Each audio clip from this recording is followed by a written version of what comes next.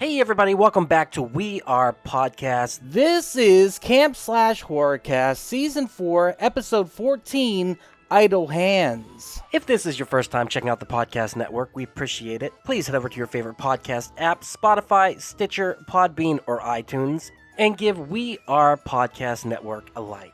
And just a reminder, Camp Slash Horrorcast is a weekly live videocast available on Twitch and YouTube. We go live every Monday at 8 p.m. Central Time at twitch.tv/WeArePodcastNetwork and youtube.com/WeArePodcastNetwork.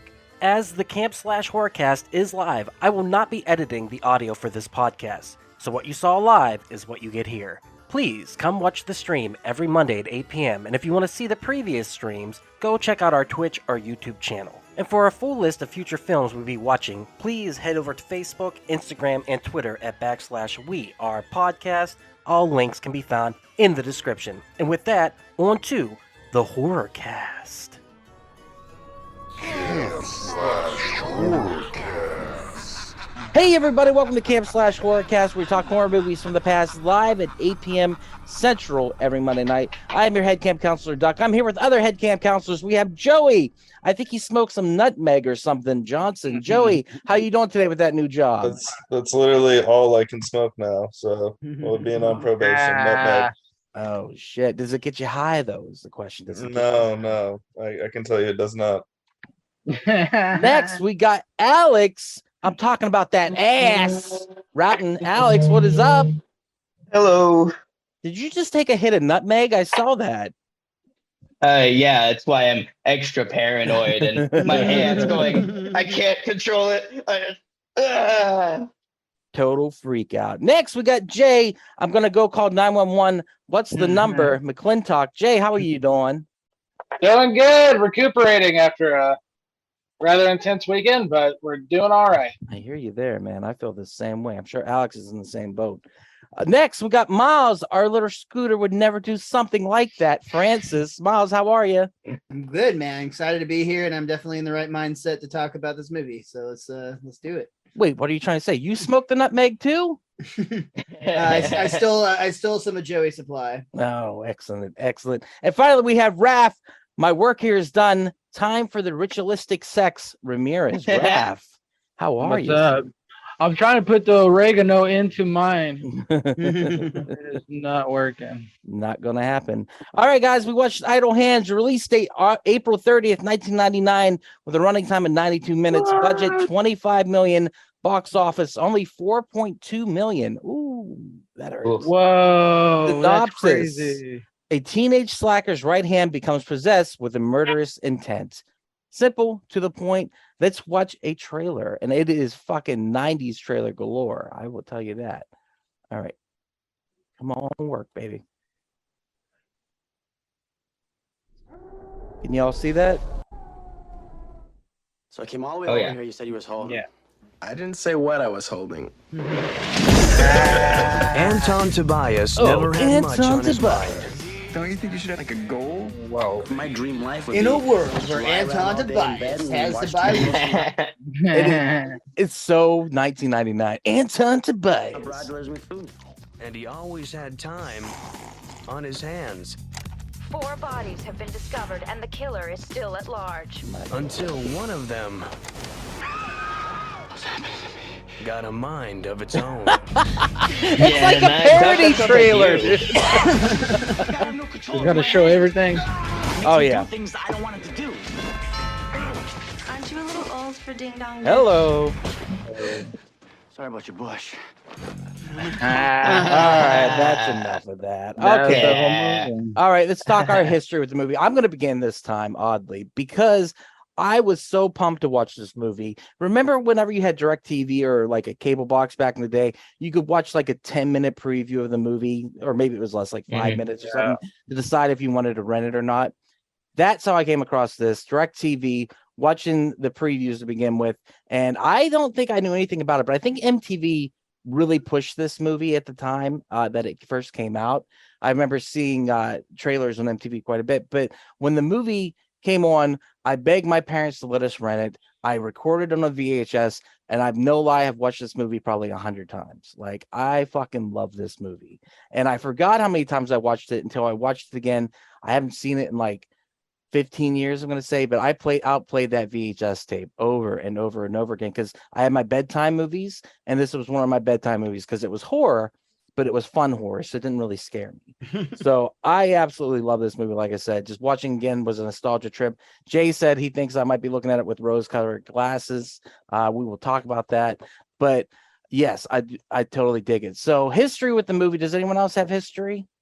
Yeah, I saw it in theaters, and I loved it. I've had the DVD since it came out. Like, I still have the original one that I bought in 1999 or 2000 or whenever it was. Like, I was a huge fan of this movie. Yeah, dude. I also had a huge crush on Jessica Alba, and I was 14 when it came out. So, you know, it was again, not to make too many idle hand jokes tonight, but dude,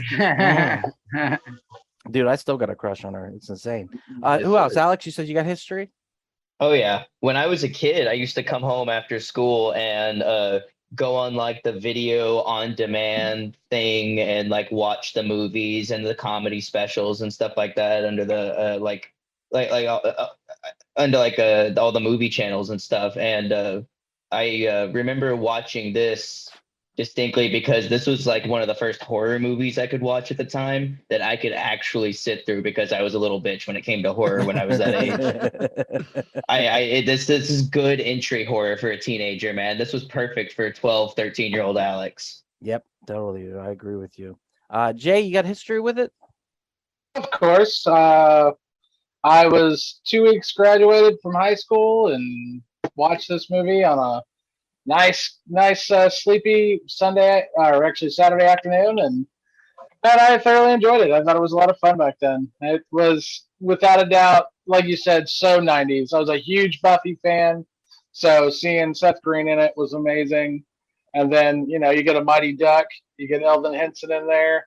Like, they really hit some 90s nostalgia points. And then you got Devon Sawa on his road to becoming a Scream King.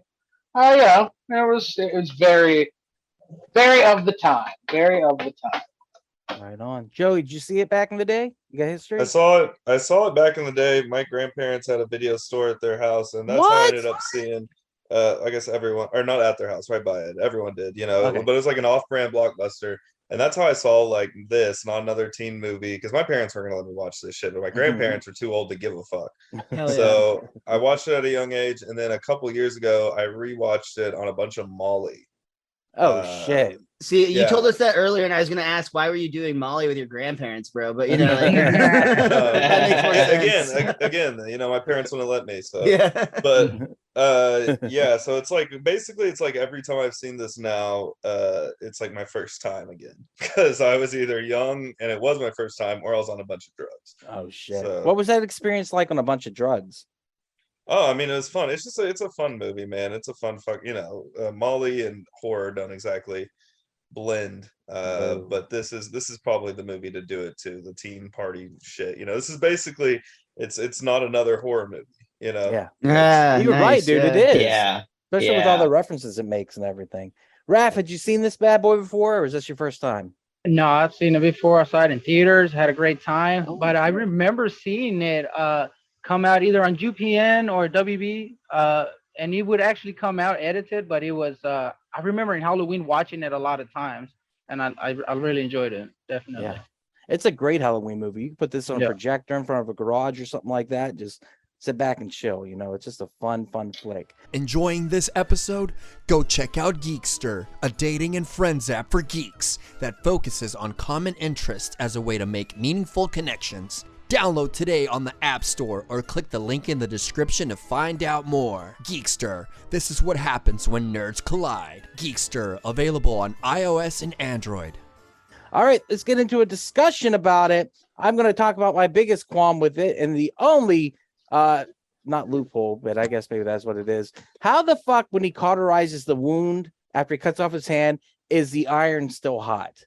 that made no sense. It's not even plugged in when he pulls it up, and he immediately presses on. That's your only qualm. My only qualm with the movie. Yes, there's so much stuff in this movie where it's like if you think about it at all, you won't have a good time. Logic goes out the window. You're supposed to get stoned and fucking enjoy yourself, man. Like it's not a high concept film. The sexual harassment of a 17-year-old Jessica. Oh my God, you're so right about that. That's definitely the product of its time talking, because that was definitely awkward. No, she's into it. She's into it. It's fine. She's a good actress. That's all that is. Yeah. But that's like the other ending that you sent, Ducky, the one where it like ends in a pool and is way darker. I mean, the director talks about why they claim that they did that, but I think it was Seth Green actually claims that they really just wanted to have more sexualization of Jessica Alba and like putting her on the car and ripping her clothes off. Yeah, that was like the biggest reason that they did the reshoot, because they were definitely leaning into that route. Good choice. Agreed with Raph. No, what it comes down to, they tested the movie, and the final scene or the final encounter with the hand. Why are you going all the way to the end already? There's so much we can talk about. Oh no, but that's where the conversation's going. So my bad, we got this. I'll make sure to go chronologically next week. My fault. But the end scene, they changed it because test audience wanted two things. They wanted marijuana to win the day, which it does, and they wanted to see Jessica Alba's boobs. They couldn't do the boobs, so they decided to do the midriff, but we got a nice pair of titties in this movie anyhow, so it's all good. It all worked out because those titties are immaculate. She did. Yeah, she did. Yeah. All right, from the beginning, Raph. We'll go from the beginning. Jesus. Okay. The opening scene with the parents. What a great red herring for the movie. Awesome. Yeah. It's awesome. It starts so serious, so you didn't expect that it's gonna be such a good time. Because I was like, what? Is this the same fucking movie? And then they're goring it like that, which I really enjoyed. The bed jump and the blood splatter is one of my favorite blood splatters of all time. It's also like a perfect Fred Willard. Yes, Fred Willard. Fred. Yeah. Not masturbating in the theater for once. Wonderfully done, Fred Willard. That was back before he was canceled for all eternity. You didn't have to say that. I know. Poor Fred Willard. I didn't know he got peeweed. He got peeweed, bro. He got caught. I mean, he was in a porno theater. What do they think they do? I used to do a joke about that with the peewee thing. Like, that's exactly like right place, right time. Exactly. And it's part of the joy of it. And who's creepier, like the celebrity that's masturbating in a porn theater, or a person that is so intently watching they can like pick out that's that celebrity? They're looking them in their eyes and going, "Wait, that's Fred Willard." If I see someone masturbating, I'm looking away. I'm not like getting ID. Are you Fred Willard? I'm asking for a selfie. Can I get a fucking selfie? It's you, Fred Willard, and his fucking huge cock. You think mine's not out if we're at the fucking sex theater? When I buy a ticket, I pull mine out. That's the way this shit works. But no, the beginning is very interesting because it does have a distinctive horror vibe.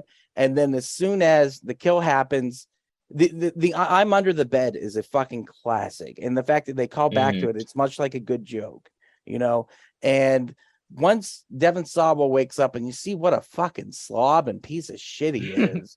I mean, he's so lazy he wears the bloody shirt throughout the entirety of the movie, which I find amazing. But the 90s always made the bum stoner seem so cool. Like, again, like someone on probation, I'm sitting there watching, I'm like, man, I would kill to be smoking a joint in my parents' house right now, Yeah. Is like this the ultimate? Sorry, go ahead. No, you're good. It's just they romanticize it so well in the 90s. The bump, the weed bump, it's just like, I don't know. Maybe it's just I miss weed. They made weed like, they made weed like so majestic in the 90s. But like, I grew up in Plano where heroin had taken hold. So they were way past weed. So they were like, yeah, please go to weed. You won't kill each other on weed. And so, yeah, this is like right there with Evil Bong and all those other movies around that time. So it was, like, I guess Evil Bong was a lot later. Good point, though. There's not enough heroin horror movies. They need to make more of those. That would be. That's called Requiem for a Dream, Duck. Yeah. That movie's a comedy. You only need one. Yep. That movie's a comedy. I laugh my ass off of the old lady in that movie. No. So we go to Ass to ass is kind of funny, but the old lady losing her fucking shit on the prescription pills, and Doug's like, I was like, dude, ass to ass is funny bitch. because of the old man. The old man makes that scene, which is he's like ass to ass, and he's like credited weird too. He's like Uncle something or other. Uncle ass to ass. Is that what no, Uncle Benny or something like that. He didn't have his real name. Worse. Yeah, it's like not his real name. He's just Of credited as course. this weird thing. with everything going on with Jessica Alba in this movie, I'm surprised they didn't make her go ass to ass. Oh yeah. You didn't watch the deleted scenes, Right. really? Yeah, that's what it is. So we got to give props to Devon Sawa for his acting skills in this. Like, as an old man who can barely move, I was shocked by how much he was throwing himself around, how much he was pulling an ash from the Evil Dead with his hand and holding it and stuff like that. Dude, like, that was a really solid like solo acting scene. Like, that was believable the way he was throwing himself around. Yeah. You know what's not believable is naming a white guy Anton Tobias. Yeah. with a nickname like Scooter. Do you know why they named him Anton? Anton Not LaVey, right. the founder of the Church of Satan. That's why. Oh. So that is a very nice connection there. So yeah, I thought that was pretty cool. But like, he is killing it. He is not only is he acting his ass off, physicality is so comical. It's so slapstick. It's ridiculous. And the entire time that he's possessed by the hand, like, it's a slow build for the possession. I was totally buying it the whole time. And just the fact that his character's nitty, he's like, there's something wrong with my hand. I don't know what's wrong with it. Was cracking me up as always. The other stars of the movie, of course, Seth Green, fucking murdering it with his sarcasm and sardonic tone. Seth Green is 90s Jonah Hill. Agreed. Oh, nice. Yeah, right. Just like in every movie, it's that character. Like, you could put each other like in the same movies, you know, whether it be Austin Powers, Seth Green, or Superbad, put Seth Green in there. Like, I made that connection while watching. I was like, man, it's just he was very 90s Jonah Hill. I don't have anywhere to go with that. But. Yeah, one of his first roles was in My Stepmother as an Alien. He was actually co-starring with Allison Hannigan in that almost a decade before being her boyfriend on Buffy. But he went from that, and he was kind of like that everyman sidekick in Airborne. And then like he was in Arcade, another movie we watched about a year ago. Love Arcade. And then he got to do this. I mean, like, he was pretty on the radar. And I think the year before this, he was in Can't Hardly Wait, which is one of my generation's defining teen movies as well. And he just got to. You'd have never convinced me that of everyone in the 90s, Seth Green would have the most thriving career of anyone in this movie. But obviously, he's gone on to become, legend status. And he started so young too, and to have a career. He's our age, if not a little bit older. I think he's in his mid-40s. He's almost 50. Yeah. He is 48 years old. Yeah, he's had a career for almost 4 decades and a successful career with that. And as a he was an It too. Yeah. Oh yeah, that's right. Whoa.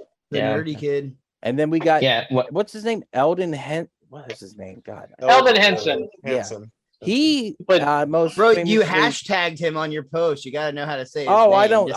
I don't write those. I copy and paste those. He kills it too in this movie. And I always thought he was fat, but he's really not fat. But he's big, and it makes sense that he's bulky so they can fit people in the headless suit. You know what I mean? But he's killing it in this movie too. Like, the 3 main guys are amazing, and you buy that they're in a friendship. You buy that they're in a bromance. You buy that they're just vibing together as stoners, and whenever Seth Green is quoted as saying when they were making the movie that's what they focused on, the boys, was the relationship between the boys, because they knew that would sell the movie. They said that the director was making a completely different movie than them, and the writer wanted to make Heathers. And I've never watched Heathers, but I don't know if the vibe is close to it or not. No, not at all. Not at all. Okay, well then they made a completely different movie. And I love Heathers. This did not feel like that.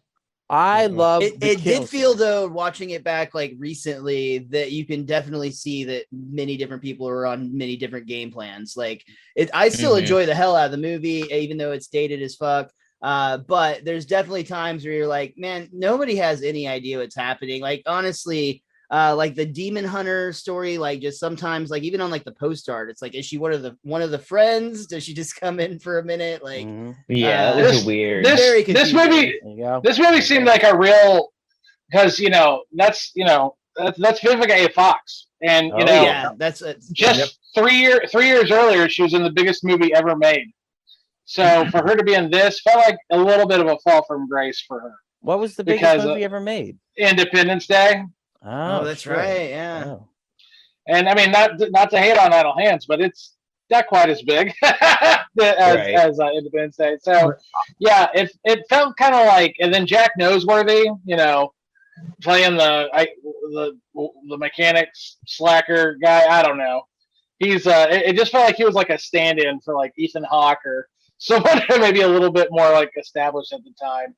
It felt like a lot of choices for casting this movie were not the first choice. Yeah, they got some understudies. They got a lot of understudies. Maybe even Devon Sawa. Like I could honestly see this role being perfect for Macaulay Culkin being 18 years old when this movie actually came out. I don't agree with you on that. I agree with you on almost everybody except that character. But that's the thing. Wait, hey, he was at the time it was when he was experimenting with drugs. So yeah, he was literally that character in a lot of ways. Like he got married on his 18th birthday, and they said he was like really heavy into marijuana and whatnot. So he was the real life Anton, because he had all this money and all he had to do was get stoned all day, and like he was living this part. That's all I'm saying. Like, but I'm just saying, like, no one it didn't feel like anyone in this movie was like made for it.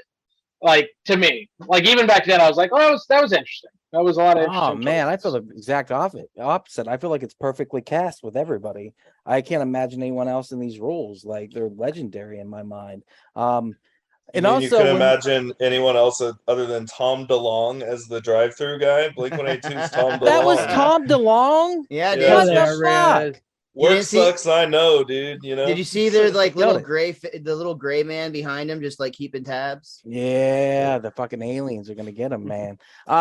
When you say the movie's dated, Miles, do you mean all the queer references? Is that what you meant, or just? Yeah, I mean that the harassment. I think at this point the treatment of Jessica Alba's character would be pretty clearly not she's acceptable. Totally an object, not a person. Yeah. She's a plot device, not and that's she's a talented actress, so I think that's just a product of it being 1999. They didn't really care that she could act. They're like, oh, you're gonna look good when we rip all your clothes off, and you look nice next to Devon Sawa. So 17 years old too. Oh my god, I take back everything I said.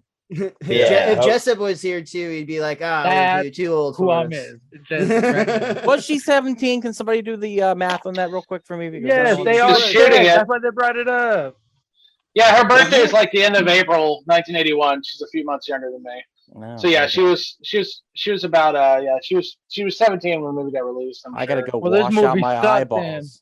Well, just view it as the lens of you were watching at a young age. Yeah. When I saw this movie the first time, I was seeing a girl that was 3 months younger than me. Guys, I didn't feel gross about it at all, and I'll go on record saying it. She was 3 years older than me, so she was unattainable in every possible way, but it was so nice to think about. But how should she was unattainable. We were both high school seniors. I don't know if you've seen lately, but I recently was part of a sold-out show at Rose City Comedy Club, so I think I got a chance. So how should I feel as a 37-year-old ogling her as I watch this movie? Pretty gross, bro. Yeah, bad, all right. bad, yeah. Fair. That's the real horror. Fair. Yeah. I love the death scenes of the friends. The fucking bottle on the head is cool, but the fucking saw blade through the head. I hated that one. What? Word? Tell me why, please. It won't do that. I've thrown a saw before at a person. It doesn't do that. Raph, you just scared the shit out of me. Thank you. Why did you throw a saw at a person? I just threw it at my brother. He was pissing me off. And you're right to do that. I take it back. You made the right decision. It was your piece of shit brother. That's why you did it.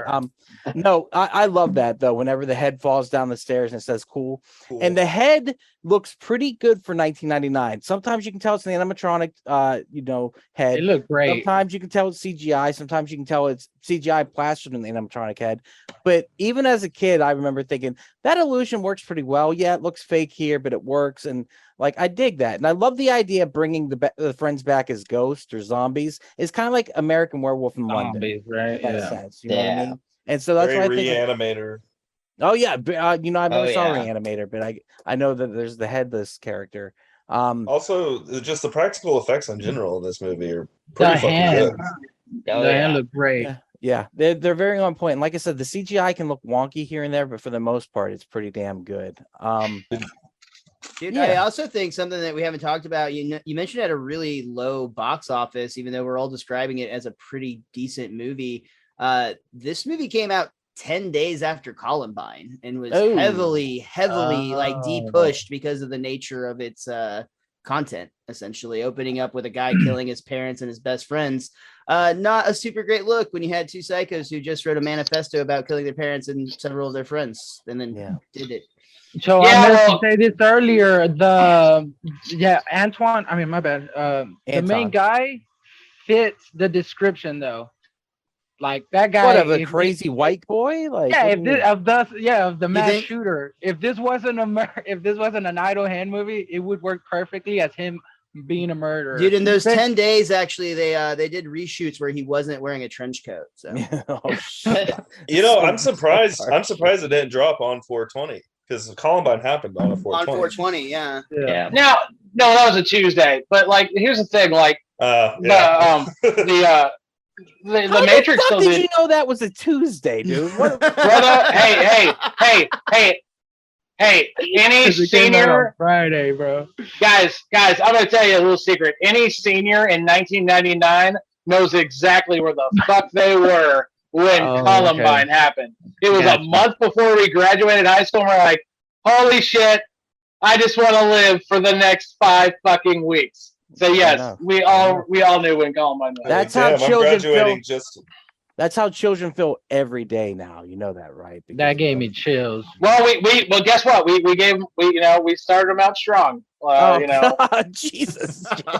What were we gonna say, Joey? I'm sorry, I interrupted. I don't remember. That was too good. It was all too much so of a dark. palate cleanser. It's so dark. We need something happy to happen. I like the friends. The other kills in this movie are decent. The best one probably being the fan kill.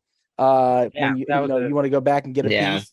Hilarious. And the snark and just the little digs here and there, and along with the tags on them, are fucking immaculate in this movie. It was written by God knows who, but probably they had some sense of like comedic timing. And I think a lot of it was ad-libbed, and a lot of it feels like it is that way. When Joey said earlier, Seth Green is like Jonah Hill, you think about like all the improv they do. You guys keep saying it wrong. Jonah Hill is like Seth Green. Okay, my bad. You're 100% right. Jonah Hill's a fat guy. He's more like Elvin Henson than he is Seth Green. What's with this comparison? I just mean the characters they play. I'm just being contrarian. I'm just fucking around. I'm sorry, Jay. But, no, it's fine. I'll go nuts. I'm just here for the fights. So yeah, I mean, other than that, like the storyline is paper thin. I mean, I don't know. Also, in terms of cast, the guy who plays the hand model, who plays the hand, that's the same guy who did Thing. Yeah, the Addams Family. It was a magician. He's like a magician, yeah. Nice. It's very, very Zoolander like career, right? With the hand model kind of thing.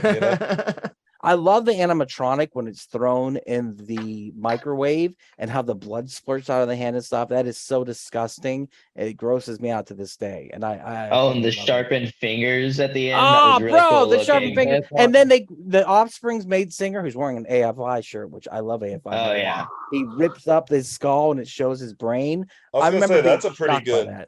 That's a good kill. He's a terrible actor, but it was a great kill. You know what I mean? And I still think it's cool. He doesn't have to be a good actor, dude. Like the Offspring being in that movie in 1999. I probably heard about that movie because I was listening to The Offspring, honestly. Exactly. That's what I'm saying. This movie was made for like when I first saw it, like at that age. Like it was perfect for me. The fact that The Offspring was in the movie made it huge. Guys, let me tell y'all how much The Offspring owned movies in 1999. You start off the year in January, you got Varsity Blues. I think they have like 3 songs that are very predominant in the movie.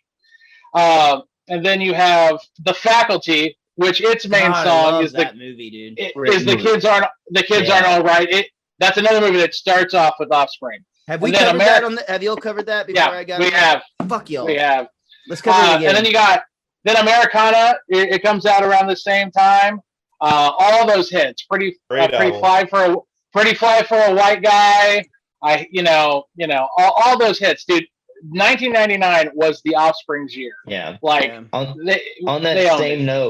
that same note, can we talk about how good the soundtrack to this movie was? I mean, they had Rob Zombie. Yeah. I mean, dude, even their like opening theme, dude. The opening theme they play in the credits, that's awesome. Pop Your Coochie by Two Live Crew, dude. That's awesome. He loves that song. Offspring is to this movie, whatever that fucking Village People reggae band was in Popcorn. 100%, dude. 100%. I love the 100%. Offspring. Like I said, I'm a huge fan of them, and I'm a huge fan of AFI. So I thought that it was cool. He was wearing that shirt. But yeah, they were killing it. They were totally killing it back in the day. And then, yeah, like I said, I like Jessica Alba's dancing. Don't know why. What the fuck was up with all of the awkward dancing? I was laughing my ass off. There was so much awkward dancing going on. Laughing my ass off. Do you guys like the hand puppets at the end, or do you think that's weird? That was hilarious. Okay. All right. Raph spoke for everyone on that. I agree with him. Like whenever he gets it high and then his eyes roll over and like he's like, fuck yeah. And the ending is kind of great for the call back to the beginning. Like I said, I'm under the bed or whatever it says, and then walking away as the angels. I just love, there's so many elements of this. The romance doesn't really work because it is very, very object associated, but the friendship between the boys it's totally works. It's 100%. Also, did you know that I looked this up, that the neighborhood it was filmed in is where they filmed Halloween. John Carpenter filmed it. Nice. Which is a cool little nod. That house was awesome. That house was huge. One of my favorite moments in the movie is when he pushes the dog ahead of him because he's afraid to go down the corner. I still laugh my ass off about that. Would you guys have any other favorite parts of the movie? Just like going through it, like a joke or like a scene? The school dance, because you see all the copyright safe Halloween costumes, but then I don't know if you noticed, there's a Bill Clinton in the most 90s fashion. There's a Bill Clinton dancing, which to me is fucking hilarious. It was great. This movie is totally a 90s time capsule. It very much is. Like, I don't know if a kid who watched it today, if they would enjoy it as much as we probably enjoy it, because it speaks to the nostalgia of our age. But I don't know. What other parts that you guys like, though? Jay, do you have a part that really sticks out to you? What I really like is it's just all the homages. Like, it definitely has like this John Landis feel of like a really quirky horror comedy. I like some of the fun cameos. A really fun cameo for me is one of the cops is played by Sean Whalen, who played Roach and People Under the Stairs. Yeah, he did. I thought that was a really cool, throwback to be like, oh my god, it's that guy, and it's just all those little pieces here and there. Like, it really did feel like just a love letter to campy horror movie fun from the 80s and in the 90s as well. So yeah, absolutely. How about you, Alex? You got a favorite part of the movie? Yeah, I can't say that I have like a favorite part, but I really liked like aspects of the movie. Like, I really liked the lighting and the crazy angles. It felt like it was pulled from other movies. Angles. Yeah, dude. I liked the relatability of the three main guys. It really felt like me and my friends. Like, I could like grasp onto that, and like I like how fast the movie moved. Joe Bob would say there's not a lot of plot to get in the way of that story. Nope, not at all. I love this movie, but I hated so much about it. You know what I mean? It was so funny though. It was so fun to watch, and all of the mistakes it wouldn't be the same without them. I don't think I would change a thing about it. I mean, there are some bad acting moments. There's so like I said, like all the sexism of the movie and stuff like that. It just wouldn't be the same without those things. So I don't think I would change anything from it. Yeah. You mean you don't call your significant other baby steaks? Baby steaks, dude. Oh my god. I'm so stoned. I barely remember like the small details from this movie. And I finished it like 30-40 minutes ago. Alex, wait, you smoke weed? No, it's nutmeg. Oh, my bad. Got that nutmeg. Can I say the top tier nutmeg, bro? Did anyone do anything like that? Like when you were super young, tried to smoke something that wasn't? Yeah, of course. Yeah. I think me and a friend once in middle school, before I smoked weed, we tried to smoke chamomile tea in a $1 bill. And let me tell you, that did not feel good at all. Ouch. I knew a guy who would do bong rips of green tea, and he swore by it, and I never believed him. I never did anything like that. Because you were smart. That's why. We tried smoking cloves when we were in 8th grade. Ooh. We thought we were so fucking cool. Oh, that sounds rough. We were not. Rough. Raph, you got a favorite part of the movie? Yeah, my favorite part has to be when the girl in pink is at the memorial and that guy's trying to smash, and she says that the twins asked her out, but she didn't go out with them because she thought that they were tards. That was my favorite part. Oh my god! Not even that she asked them to go blow each other. Just the tard part. The tard part. And then the cat being swung, that brought joy to me when he got the cat and just swung it around. I was like, man. Yeah, that was such a good one. You never see that cat again. Notice that it never comes back. No shit. Yeah. Miles, how about you? You got a favorite part? Yeah, it largely builds on what Alex already said, but I actually just really love the scene when you first see the friends like coming back to life as zombies, and like Anton's reaction to this, and how like this is something that in a real life situation should freak you the fuck out, but he's just so stoned, and like he adapts to this situation very, very quickly, but I think they do it in a really fun way that actually fits the characters and the chemistry those three guys have. Absolutely. Yeah. It was very Evil Dead too. I love that. I like when he gets the bottle cap stuck in the vent, and then he's like, "Oh fuck!" I thought that was great. I like it whenever he takes his head and puts it on the spike and throws it back in his body and eats a burrito. It's all the little moments. Oh, and like the burrito is like oozing out. Yeah, that might be like one of like the most grotesque scenes in the movie, actually, in terms of gore. I mean, they throw the burrito in that bloody microwave too, and they don't give. No, you know what's grotesque is this man is eating. He's so high, he eats a bologna and mayonnaise sandwich with no cheese on white bread. I don't even care about the bloody knife. That is the worst sandwich combo. Because, bro, he was pulling a hybrid bi-res and looking at that ass. It need to happen right there. All right, guys, anything else about the movie you want to talk about? Anyone? Well, I really like when Seth got stuck in the head with the bottle. Mm-hmm. You can hear the blood swooshing around in there. When he was so moving around. I really enjoyed that. Yeah, it's fucking great, dude. All right, anything else about the movie, guys? Anyone? Going once, going twice, 3 times a lady. All right, cool. Let's check out some clips then. Oh, recommend. First, we got to recommend. My bad. The alcohol was taking effect. Recommend. Miles, Francis, do you recommend it? Recommend this, or are we doing recommendations? No. Recommend the movie. Recommend this 100%. Yeah. If you, you know what? Take that back. If you were alive in the 90s or are not super sensitive to problematic things of the past, then yeah, check this out. I'm not, as you know. Alex, do you recommend it? I would not recommend this movie to anyone that wasn't the 14-year-old stoner from the years of 1995 to 2007. Do you think it would hurt the fragile little minds of this generation?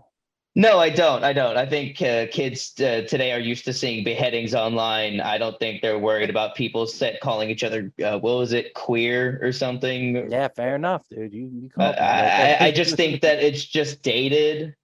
And it really shows what era it was made in. Yep. The final joke being some of them are dudes, which I think is hilarious, but very homophobic. Jay, do you recommend it? Yeah, maybe not your first go at like a 90s teen horror romp. You might want to get familiar with the times before you kind of experience this, I'd say. But eventually, yeah, I think you could definitely enjoy it. Y'all are acting like this movie got me too. It's scaring me. No, Joey. I think it's more just it's so old. Oh God, don't say that, dude. Yeah. Well, it's just dated, and it was never. Here's the thing, it was commercially pretty. It was a flop. Like it was definitely a flop, and it really, to me, I don't think it's even. I personally don't think it's ever really reached super even cult status. And, no, it's not. But we love it because we're stoners and right. and Miscreants and fucking Juvenile and such and so to your point, Yeah. Jay, I always look and see if like any other like major YouTubers have reviewed the movies that we've had just to kind of have an idea of what's out there. There's very little on this movie. Like there's one kill. If you guys are familiar, there's a kill count. Yeah. But there's no Joe Blow. There's no what the fuck movies. There's none of like the big horror YouTubers have even touched this. Yeah. Now, granted, it is living in the shadow of like Scream, and I know what you did last summer, and a lot of other movies, and even Final Destination that came out a year later. Like when you think of Devon Sawa and Hard, that's the movie that you obviously think of because that was a smash hit. Right. Sure. Oh yeah, it's kind of lost, and I think it kind of deserves to be lost a little bit. And that's what made more money? This or popcorn? What made more money? Actually, popcorn did. I think popcorn made 5.7 million in 1991 dollars. Yeah. I guess also that would the Columbine with the popcorn knowledge, you know what happens? No, I'm just kidding. Joey, do you recommend it? I recommend it. I think it's fun. It's a good time. I don't really care about I'm not a very, I guess, sensitive type. I will disagree with Alex on the fact that I feel like if you showed kids this today, they would be up in arms about it. I think you would have the Twitter army out there trying to cancel Seth Green and all, because that shit happens now with all the old time, movies and dude. shit, I all the agree. fucking time. Yeah. And I think I don't think now you could show a kid this now. I mean, you could. I want to give a fuck, but it doesn't age in that sense. But I recommend it if you're a product of the 90s, 100%. It's especially, dude, the fucking soundtrack rules. Yeah. It's the like, soundtrack is fucking awesome. That makes it alone worth it for me. So yeah, I recommend. Raph, do you recommend it? So when Anton goes and rings the doorbell, Molly comes out, and she asks him if he wants to go inside. So she wanted to fuck. She was so a that's predator. Consent. Yeah. Consent was given. Right. So there was wait. Ralph, do you think that this vampire rules? It's like if you let them in, they can just have it. Also, I don't think that's what Duck asked. But he was putting it out there. You know what? And he's not wrong. Giving it out. Yeah. I recommend this movie 100%. It's hilarious. It's a fun watch. It's serious. They took it serious. It was really good acting. There was a couple flaws, but almost none. It was great fucking movie. Yeah. Really good acting? Yeah. No. There was some bad acting in it, but for the most part, they killed it. There was some good acting. I think this is a perfect movie. In my imagination, in my mind. I love this movie. It's total nostalgia fest for me. Took me back. Every joke hit. I was laughing out loud again, like I did 100 times before. Just absolutely love it. I've been wanting to cover it for a while, so thank you, Miles, so much for picking it. I appreciate it. I've been wanting to cover it for the last 6 months to a year. So I have to admit, I don't think I would have laughed as much about it at it if I wasn't with a couple of friends, for sure. Yeah. No, dude. It's totally meant to be seen. There. It's totally meant to be seen with your group of bros, smoking some weed and having a good time. That's what this movie is. And it's just great. Great fun. So I highly recommend it. And I don't know, if I was watching it with y'all, it would have been really awkward 36 minutes in when she popped out.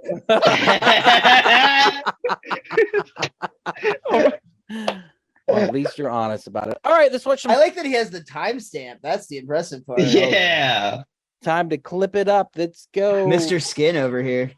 Hey everyone, it's just Duck jumping in here real quick to say thank you so much for checking out the podcast today. If you're enjoying it, head over to your favorite podcast app, Spotify, Stitcher, Podbean, or iTunes, and give We Are Podcast Network a like. And just so you know, the next section of the podcast will be clips from the movie, so you can find replays of the live video stream at twitch.tv/We Are Podcast Network and youtube.com/We Are Podcast Network. Once again, all links can be found in the description. Come check out our live stream every Monday at 8 p.m. And for a full list of future films, check out our social media. You can find us at Facebook, Instagram, and Twitter at /We Are Podcast. And with that, back to the Horrorcast. Where is it? That's Final Destination. We're not there yet. Hey, I think we might know what Ducky's recommendation is. No, you don't. Badass clips. Badass credits, I mean. Can you all see it? Yeah, that's so fucking 90s. Dude, these are dope. What a great song, though. That yes. Great the song. Soundtrack was bomb. The soundtrack really did play into the movie very well. Under the Bed.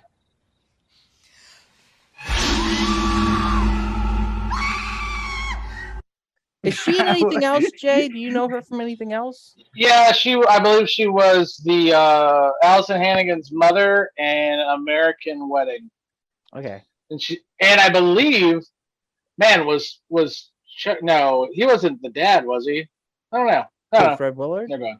Yeah, I don't think he was. But anyway, yeah, that's what I remember her from. All right, Squish. I love this kill. So good.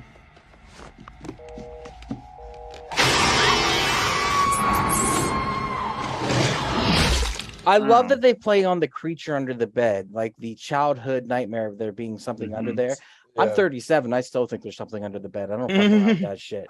But I love that splash. I love that squish. It's so fucking good. Holding. Came all the way over here. You said you was holding. Hilarious. Say what I was holding. Right on the dick. I love the line. I love the line on the phone before. This ain't Domino's, you lazy bitch. and just like real friends, they fucking skimp out on him. Yeah, you're right. I guess not. Got away. Sister Debbie. Oh, right. Debbie.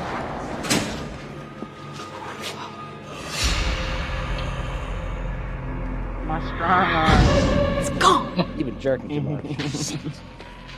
She doesn't even wait. Bloody sandwich. Strong hand. So gross. I agree with Joey on this scene, though. If anything, the blood's gonna give the sandwich flavor. Yeah, the blood's the least gross part, bro. This is a white guy named Anton eating the whitest sandwich ever, dude. That is a pretty white sandwich. Man's not even gonna fry that shit. The fuck is wrong with him? No cheese? Yeah, dude. At least a craft single, if nothing else. You all got sandwiched down to a fucking science right now. That's why he got possessed. Pushing the dog. Like I said, I just love this.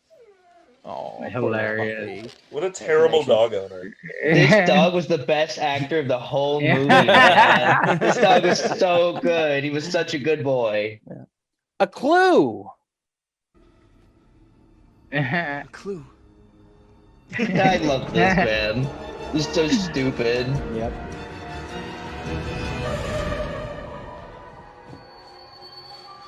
The killer was wearing your shirt.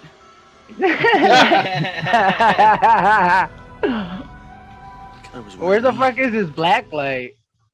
I was thinking the same thing, but just let it go. A beer. Do you want a beer? Oh, thanks. You sure?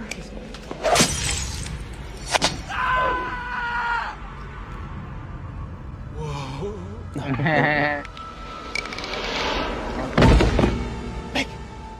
Okay, I did it.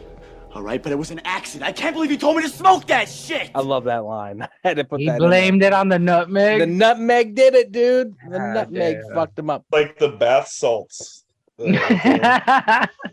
Fucking bath salt zombie. Heads off. I don't know how much longer I can hold it. Run! I will. Get out of my way. Just go. Run, baby, run. It's gonna be okay, Anton. I'm not gonna do it, man. I swear. So, Raph, this doesn't work. You sure? Bro, it'll probably scratch him. All right. Apparently, Raph just doesn't know how to throw a saw blade. Look at that. That just got through his head. You're also right. Clean. He's not fat. He just has a big ass head. Oh, that's when I didn't believe this movie. Kinky. You're kinky.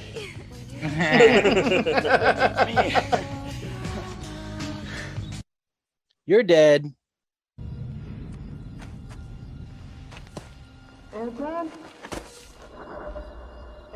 This goes to Alex's point about the lighting right there. Yeah, dude. Oh, yeah. I love that cool red lighting and then There like was the a greens in the background and stuff. There was a cool lighting effect in the beginning when the mother's walking through the house. She walks out of the room towards the camera. The light is sitting right there. It illuminates her in a creepy way. And then she walks away from it and illuminates her back. And all I could think was the cinematography in this movie. Yeah. Yeah, I hope the cinematographer did good things after this. Out of here. You're dead. No, I'm not. You conked me on the head pretty good. I must have been unconscious. That works. That makes sense. Think? I know, fucker. Now pick me up.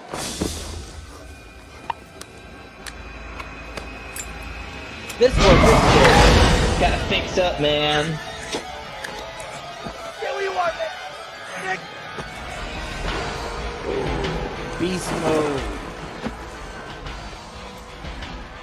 He looks scared. I like it. So why didn't the parents come back? They wanted to go to heaven? Good question. Is it? Yeah, it's gives explained a away. shit? Yeah, it's explained away so easily. Like, we didn't want to go towards the light. I love it. It was too far. Watch it, man. How about Zombie. that inhaler pipe reminds me a lot of the Matthew McConaughey belt in Dazed and Confused. Yeah. Wait, why does it remind you of The belt's cooler, I think. But... What are you guys like flesh-eating zombies, back from hell, ready to exact revenge? Is that it? Why would we go to hell? They're eating cheesy We're not poops. bad. It's not like we're good or anything, but at least we don't go around killing people. This is not PC at all. So what are you, like, knit now? Don't take this the wrong way, Anton, but you look really queer doing that. Yep. Cop killer. Put him down! Cut me! Put him down! Cut me! Put him down! Cut me! Put him down! Cut me! Cut me! Oh no! Oh, here it comes! Oh, it's brutal! Oh! Love it. I think that's the most brutal kill in the whole movie. No. I think I'm gonna buy this movie just because they murder cops in this movie. Oh, jeez. This would have been a good one for your shirt. For all you defund the police people out there, they says earlier that they didn't like share weed with these guys. All you got to do to stop anyone from becoming a cop is share your drugs. Absolutely. Absolutely. All you gotta do. Hand off.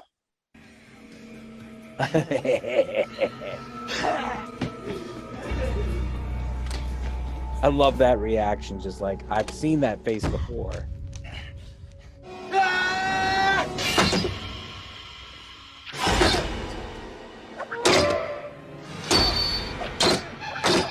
Get him, gonna get him, gonna get him. Bite down.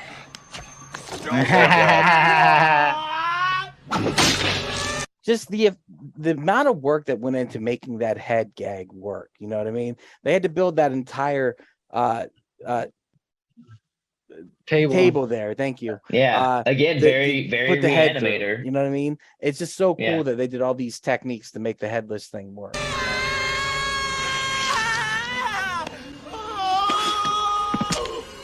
So then the guy should have died, right? Because that's how that works. Who? What? Anton? Anton. Yeah, no, they cauterized it, dude. They fucking made it work. With a cold With iron. an unplugged iron. Yeah, bro. The history. I come from a long line of druidic priestesses sworn to fight a certain evil force that possesses the laziest fuck-up it can find. It will kill as many people as possible. Exposition dump. I love it though. She fucking kills it. Anton time. Anton, it's killing me to see you this stressed out, man. I mean, you cut off your hand in the interest of who knows how many others. So it's not your problem anymore. So what I want you to do is take a little Anton time. Mm-hmm. I need a little Anton time. Just relax. And kick back, my man. No. You know grind that up. Nah, bro, whole nug. Not this time, okay? I'm through with that. I mean, all I do is I sit around all day, I veg out, I watch TV, I smoke them pot. seeds, because you know that shit no had Kevin seeds Costner in it. speeches, all right? Let's just go. The Offspring, here they are. Covering the got this Ramones. episode pulled from Twitch, bro. Good job. Offspring covering the Ramones. You're right, Miles. You're right. Not if you're talking though. Oh, nice. That is some bad acting. Well, you don't Not believe for he sure. really just had his scalp ripped off? I believe it. Nope. Give him He an died Oscar. that. He died that day. Get a piece. There hasn't been a good Offspring album since, dude. I'm just saying. So that's the best kill. She gets hung and then chopped into little bitty pieces. But also, you didn't get the titty kill. That was a good one. Lamb. Nice. Good blood splatter. I like it. You're not gonna get me. She deserves an Oscar. Well, you can go back if you want to get a piece. Great joke. Great joke. Best costume. Sheen's best costume. Evil puppet. 17. 17. Butted your bone, baby. Those auto shop boys. By the way, she died 3 times while they were doing this. Mighty Joe. He died on the inside. For strength. Yeah. Now you take it Anton time. You're getting stuck with your friends? Unbelievable!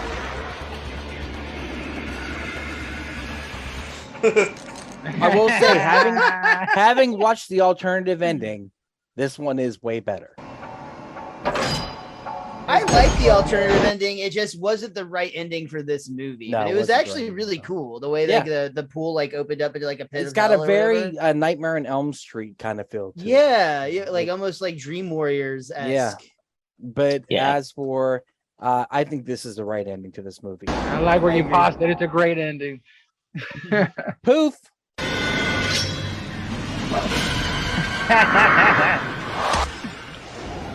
Ooh.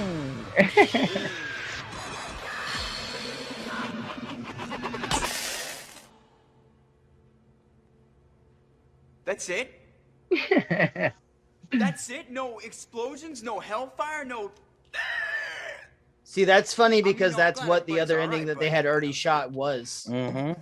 You know, I didn't think about that. You're right. Nice. Ritual sex. Well, my work here is done. Time for the ritualistic sex. You are a pistol. Blow off heaven. She went from fucking that guy to fucking 50 Cent. I don't know if you guys remember Vivica A. Fox and 50 Cent. Oh. It's your birthday. I can't even believe it. You blew off heaven to kick it with me. You are the coolest. Are you kidding me? You taking care of us? You are the coolest. Really? The end. You're not an incel stoner dork at all. Dude. Yeah. You're fucking rad, bro. Did y'all notice that her dress was just a ton of cherries? Yep. Yeah. This is an incel fever dream. There's a lot of this movie. Yes. Agreed. Absolutely. Agreed. Hey, you're right. You're saying this to make a killer out of a lot of white boys? Tell me we painted that on the ceiling? Fuck it. Hey, let's go walk through a nurse. Watch it. Guys. Boom. So there it is. So that is Idle Hands. Recommendation time. You already called it. First one's going to be Final Destination because we're going with the Devon Sawa. We're going with the Sawa. So yeah, Final Destination is a killer fun movie. I think it is as good as this, if not better. What a fun watch. A little bit. But just a fun watch, a great horror movie. Love the death scenes, love the kills. The storyline is here or there, it doesn't matter. It's all fodder just to see people die. So I can't wait to cover it on the Camp Slash Horrorcast. That'll be badass. The other choice will be another Devon Sawa. Will be Black Friday, which we watched last year on Black Friday. So that was I haven't badass. seen this one yet, actually. It's on my to-do list. Okay. It's not great. It doesn't super succeed anything, but it's When a was fun this? watch.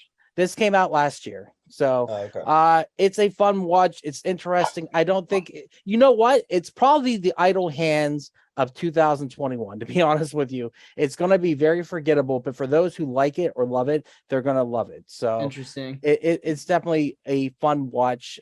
Get down with it if you have a chance. Does anyone have any recommendations? Well, dude, I do, but I also wanted to say on your recommendation for Final Destination, man, I actually missed like there was a period for a while where like it was like an annual event that they would release a movie, and it didn't matter how bad it was because, like you said, you just wanted to go to the big screen and see some ridiculous like what are those machines called? Where like all the shit like a bowling ball will fall and it'll hit like a toaster. Yeah, it's the mousetrap. Rube Goldberg machine. Rube Goldberg machine of horror is what those movies were. Those were a lot of fun. I missed that era.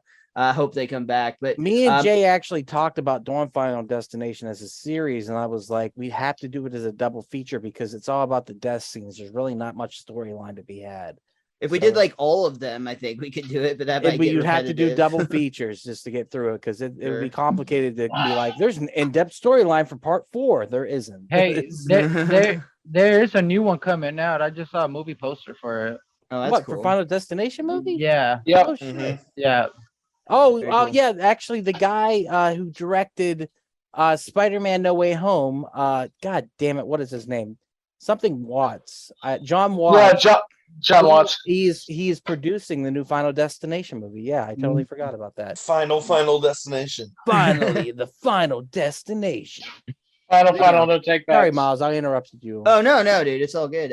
My recommendation is Jennifer's Body. It came out in 2009. It's a pre-Machine Gun Kelly, Megan Fox. Oh yeah. Megan Fox. Also another great soundtrack. So another great soundtrack, and I think it's kind of an inverse, if anything. I mean, it literally came out 10 years later, and I think that while I haven't watched it recently, it probably is still dated in many ways now, but I think that there's definitely a flip in that, like, whereas if in Idle Hands, Jessica Alba's character was just a plot device for, Devon Sawa. She was a trophy for Devon Sawa. That's not the case with Jennifer's Body. Yeah, I definitely want to see it. I've never seen I've been meaning to get around to that one too. Hey, Idle Hands, the sequel, except it's Megan Fox with her weird thumbs. It's both thumbs, but the rest of her hands she can control. Idle thumbs. Just call it all thumbs. I got 2 recommendations. What you got? Both of them from the great year of 1999. You like this kind of super campy, kind of fun gore? 2 movies that came out then. One would be House on Haunted Hill. It came out at the end of October of that year. Is that campy or just shit? It's super dude, campy. That's a great movie. It's so That's a great Super one. funny. I think it's better than this. Jay, but, I know you were drinking last week, but that was my recommendation last week. We should definitely. Well, I don't know who you guys are talking about. That was somebody else. And then the other movie, probably what I thought was the coolest movie in 1999 that wasn't The Matrix would be Sleepy Hollow. Great horror movie. Because this movie kind of felt like the cinematography that y'all were mentioning. It reminded me a lot of like a Tim Burton movie. Yeah, it kind of felt like Beetlejuice a lot of the time. And so at the end of the year to see a Tim Burton horror movie on such a classic story, was a pretty fun year for horror movies. I have to say, really fun. Sleepy Hollow is fun. Right on. Alex, do you get a recommendation? I do. I also have 2 recommendations, and it's because this movie falls in the same vein of the other 2 movies that I'm recommending. And one is Reanimator. We got to do Reanimator. I don't know if y'all have done it yet. Not and yet. The second one is Return of the Living Dead. I think both of those are funnier horror comedies. I think both of those are better punk rock horror comedies. I kind of put this movie in like that category of like punk kid horror. I just think those movies are like better versions of this movie. Right on, dude. Yeah, totally. Return of the Living Dead is totally a punk rock horror movie. So fucking killing it. Joey, you got a recommendation? I do. Can I tell a brief, it'll take 1 minute, like a story really quick that you guys are going to appreciate. And I'm doing this to remind myself to change my background. So every episode is, if for, I guess, listeners, people that can't see it, my background, I make a scene from the movie. You can do that on Zoom. Well, my probation meetings are done on Zoom. The first movie, Zoom doesn't change it whenever you log out. So the first movie we did was The Sadness. And I don't know if you guys remember my background. It was the just crazy blood scene from the subway. So I'm waiting for my PO. I joined the Zoom meeting. Not only does my name have my Instagram tag, but it just has a bloody Asian mess in the background. Oh my God. The meeting went to shit from there on out. She was pissed. I was like, oh my God. And, trying to explain, like, a cop gives a fuck. I was like, oh no, it's for my horror podcast. It sounds like Joey's going back to jail. Someone remind me to change my background before it's the Seth Green stoner. All right, change it, Joey. Joey, when you do go back to jail, you should see if they'll let you out on Monday nights. Oh shit! My recommendation, though, even to go to to punk rock horror, it's not as good. Return of the Living Dead's a fucking amazing movie, and I love Reanimator, but I like Alex's suggestions. But 4 years later, another little teen slasher with an amazing soundtrack, Freddy vs. Jason. Freddy vs. Jason has one of the best fucking soundtracks for a fucking teen horror movie. So I'm gonna go with that. And I guess also around the same time, if we want to go teen horror, Blair Witch. Yeah. But, dude, I think Freddy vs. Jason is a movie that suffered from the fact that it could never possibly live up to the expectations that was put on its shoulders. Like that's a fun watch. I still enjoy Freddy to Jason to this day. It still made a fuck ton of money, and like it's the best Freddy vs. Jason movie ever made. That's true. That's true. You're right. You wouldn't get star on that. They did do Freddy vs. Jason vs. Ash in a comic series, actually. They wanted to make it as a movie. I was just talking about that earlier today. Oh, right on. Yeah. Well, and, weird. And y'all know the ending they wanted to shoot for that is they wanted to show both. Jason and Freddy in hell, and then out of nowhere, Pinhead shows up and goes, "Oh shit! Nice to meet you, gentlemen," or something to that extent. We've been expecting you, gentlemen. Good day. I have such horror, such delights to show you, or whatever it is. Yeah, well, yeah. But dude, Pinhead, throw Pinhead in the mix. I just like, oh my god, that's cool. It's so much fun. It'd be bomb. Raft, you got a recommendation? Yeah, I do. I just saw this trailer for The Pyramid. It's I think it's a found footage film where some white people open a pyramid and they get trapped in it. That's what we're known for doing. So I recommend that. I'm gonna check it out. Hopefully it's good. Right on. You recommended a movie you've never even seen. I appreciate that. Well, that the trailer where there's that lady climbing the tower looks pretty impressive if we're going off of trailers. Yep, let's check it out. Yeah, I'm down. All right, guys, let's do where our social media and our shows are coming up. So, Alex, you got some stuff going on with social media and stuff? No. Just follow Action Bastard Reviews on Instagram. I'll have a review up soon. Yeah, that's social media, man. You got some stuff coming up. Miles, you got anything? Yeah, I'll be at Plano House of Comedy this Wednesday for Reggie French's Clean show. We'll see how that goes. And as always, you can follow my Simpsons podcast at Best Darn Diddley, and I'm everywhere at Mr. Most Days Off. Fuck yeah. Joey, you got any shows coming up? You got some social media? Podcast? Social media, Instagram, Twitter, Joey Quits Comedy. Again, I'm at Hyenas in Fort Worth doing that Marvel show. Comics dress up as Marvel characters and do material based off that. Again, I'll be Gambit. And then my podcast, also done at Hyenas, is Basement Manifesto, and we're doing a live show at the Fort Worth Red Room August 26th with Goldie from Flavor of Love. Very nice. Sweet. Very nice. Raph, what you got? YouTube, right? RFLSON. There you go. Go check out the videos. Bottom line there. And you can check us out at wearepodcast.podbean.com, where you can check out all the podcasts. Check us out on social media, Facebook, Instagram, Twitter, TikTok at /WeArePodcast. And of course, you can find us here every Monday night for Camp Slash Horrorcast, where we talk horror movies from the past live at 8 p.m. Central Time. Next week will be Bone Tomahawk, unless we change it. It could happen. But right now we're sitting with God damn. That's Jake's pick, right? Jake's pick. That's right. Fuck, man, it's not a day runner, but man, it's a cool movie.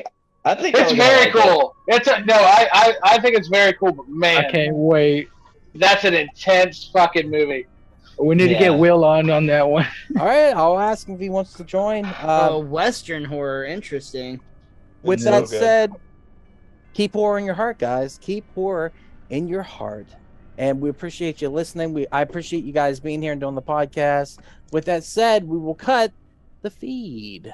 If I can never figure out how to do it. Boom. And there it is. Thank you again so much for checking out the podcast today. If you enjoyed it, head over to your favorite podcast app, Spotify, Stitcher, Podbean, and iTunes, and give We Are Podcast Network a like. And since this is Camp Slash Horrorcast, if you want to check us out live, we will be on Twitch and YouTube every Monday at 8 p.m. Central Time. You can find us at twitch.tv /We Are Podcast Network and youtube.com /We Are Podcast Network.